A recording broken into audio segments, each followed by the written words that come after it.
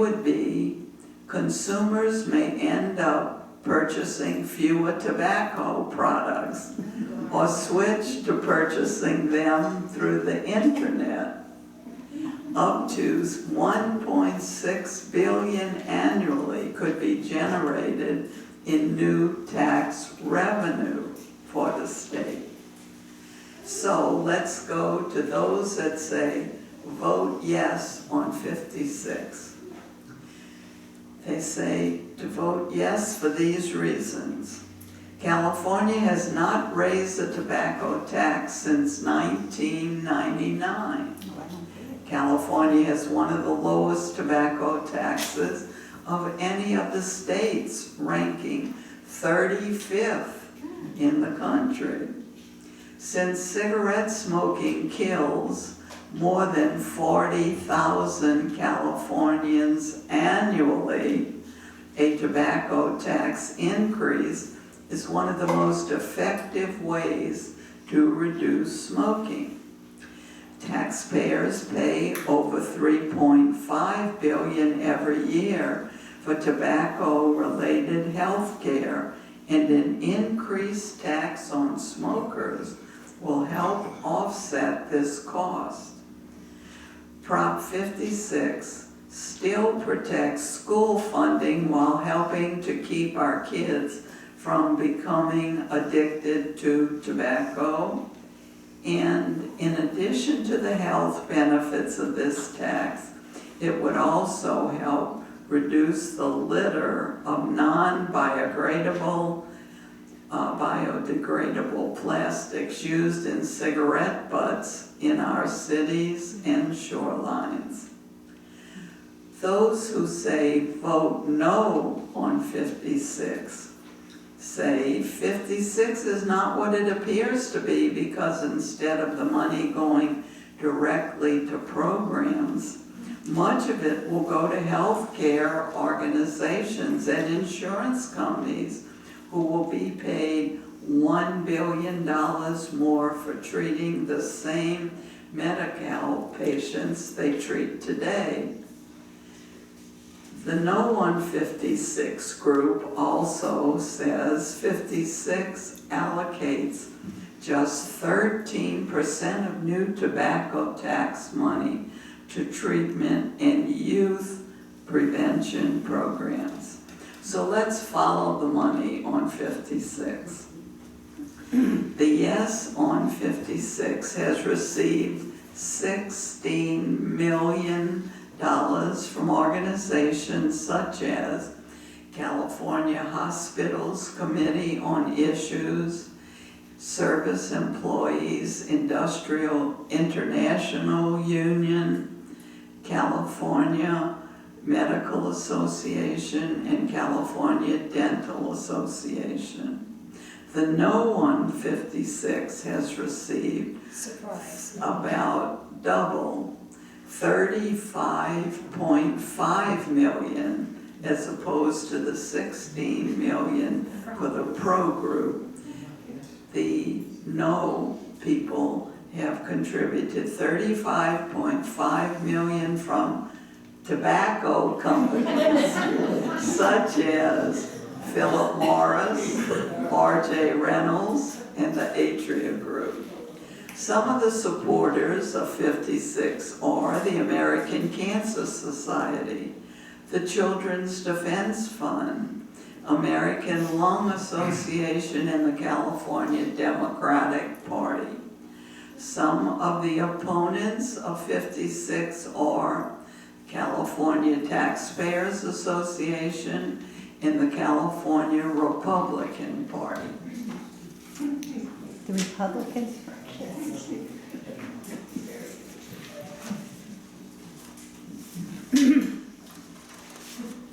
Proposition 57 asks, should prison inmates convicted of certain nonviolent crimes be considered for early parole?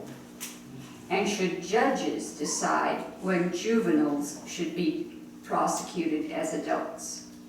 Basically, Proposition 57 would amend the state constitution to allow parole consideration for persons convicted of nonviolent felonies who have served their minimum sentences and passed screening for public safety.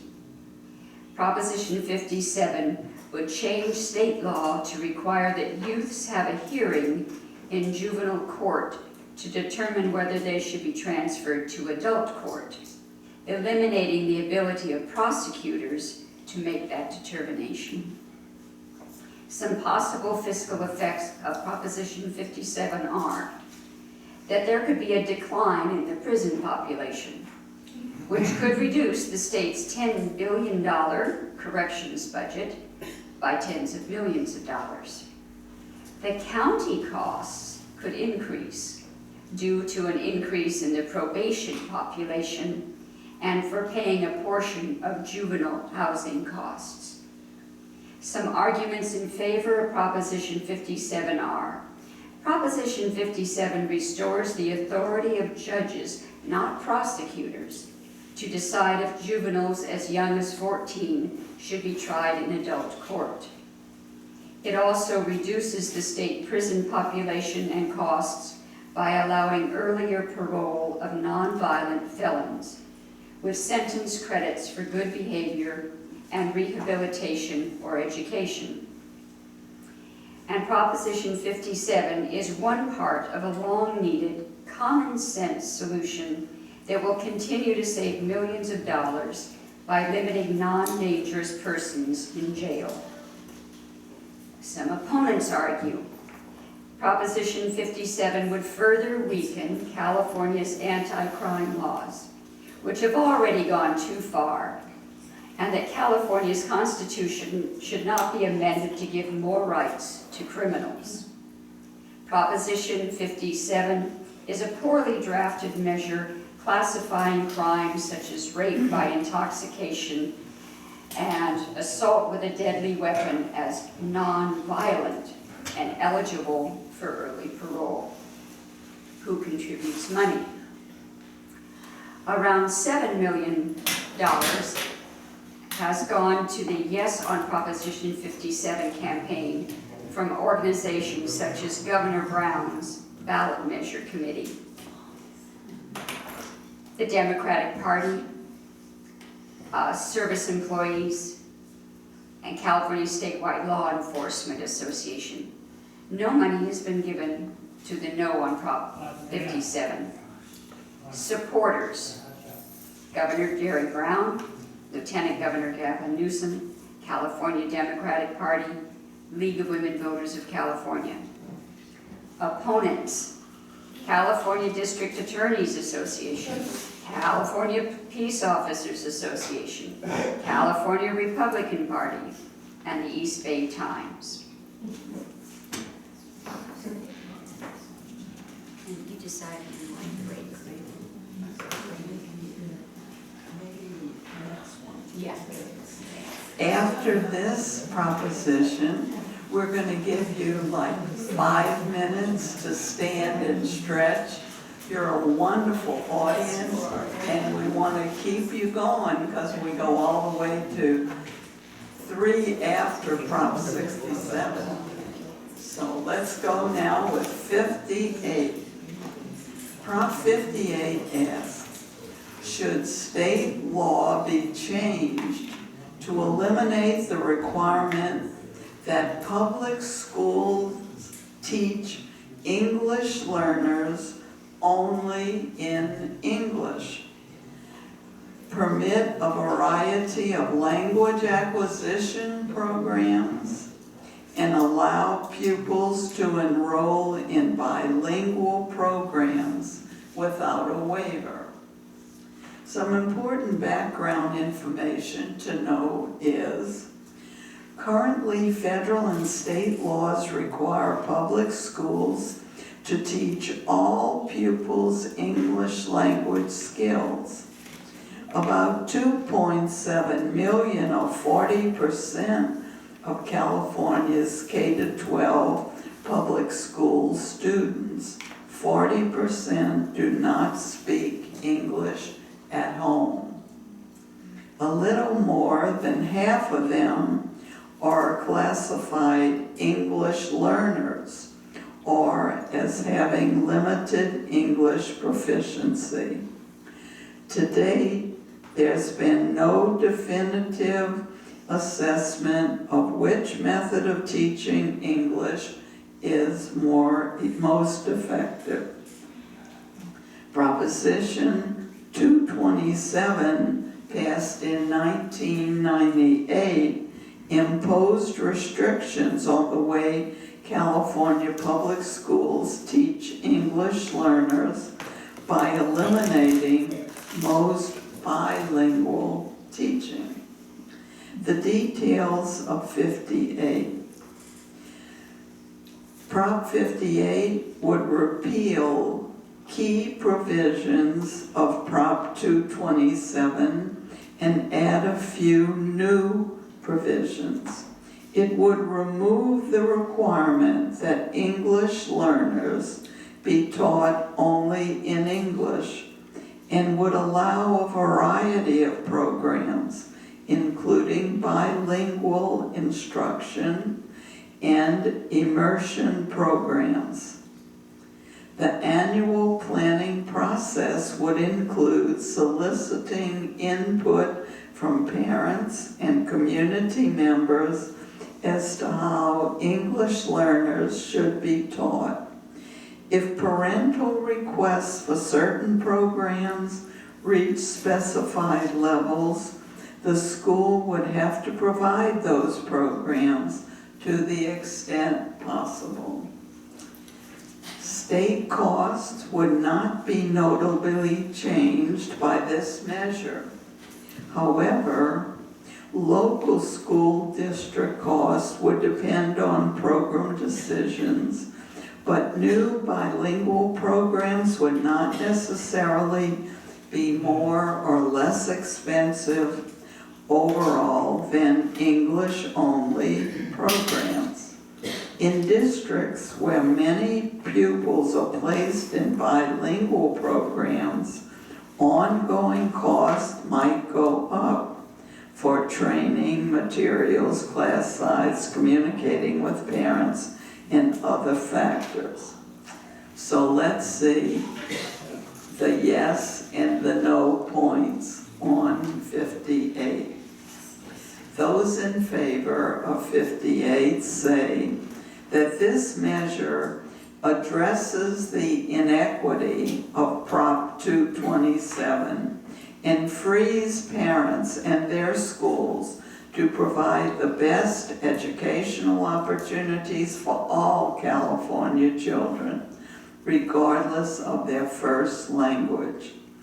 According to many teachers, the one-size-fits-all approach to teaching almost wholly in English doesn't work for many students. Allowing English learners to retain their native language can be a benefit to students in an increasingly globalized world. Those who say vote no on 58 use these 2 points. Being surrounded by English speakers leads to faster English language acquisition. Current law has shown a greater increase of English learners being proficient in English. So let's look at who has contributed money. The Yes on 58 campaign has raised $500,000 coming from organizations such as the California Teachers Association and the Association of California School Administrators. No contributions have been made to the No on 58 campaign. Supporters of Prop 58 include the California Federation of Teachers, California School Boards Association, California Democratic Party, the League of Women Voters of California. Some opponents are Ron Unn's chairman, Keep English for the Children, in the California Republican Party. So I'm going to take back something that I said. I said we're going to take a 5-minute stretch break.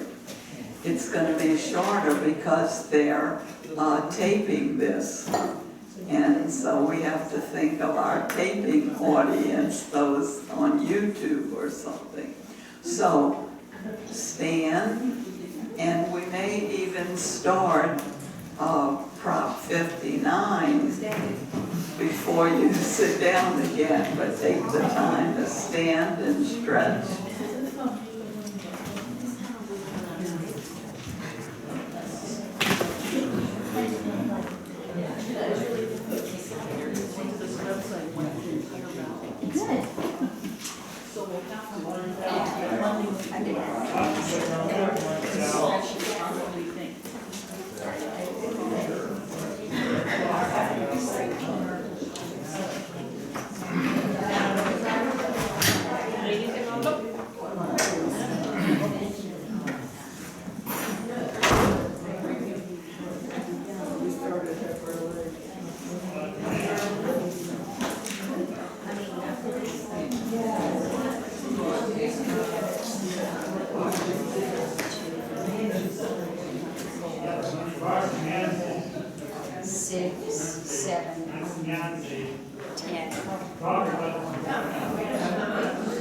Because we're combining them.